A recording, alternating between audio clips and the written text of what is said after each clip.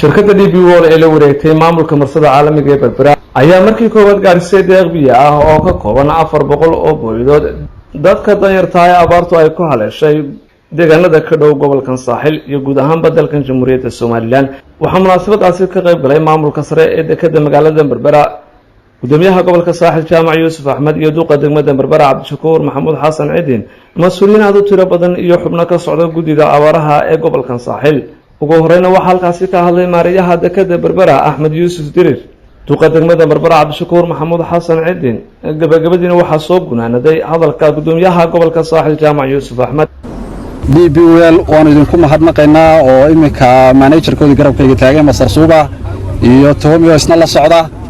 waxaan leenahay welcome hawsha waa ku mahadsantihiin welina ma dhawa waa la sii wadayaa intan kuma eega Soomaaliland waxaan leenahay gacmo furan ku soo dhaweeya shaqadan iyo DP World horumarka iyo waxqabadka ay nala wado waana mahadsantihiin. The water to the people living in the villages in Shahil region, Somaliland. We aim to reach more than 7,000 families in the region. Inaanu ka helay 410 booyadood oo biyo ah shirkadda DP World maamulaysa dekedda Berbera kuwaas oo ah deeqdii ugu horeysay ee biyo ah ayna soo gaarsiiyeen annaguna aan u sii gudbin doono dadka u baahan biyahaasi ee ku nool gobolka saaxil dacaladiisa khaasatan dhinacyada xeebaha gobolka saaxil aad iyo aad baan ugu mahadnaqaynaa shirkadda bisha Maaris oo maalintii biyaha la xusi jiray biyaha samada loo seeyay jiray dadka iyagoo oo abaaraysan oo biyo la'aan u baqtiyaya way nala noqon weyday inaanu annaguna biyo xusno waxaan maanta ku xusaynaa inaanu kaga qayb qaadano gurmadka abaaraha ee gobolka ka dhacaya inaanu maanta ku xusno oo gurmadka ka qayb qaadano arrintaas aan maanta ugu talagalay waxaan soo dhaweynaynaa oo ku faraxsanahay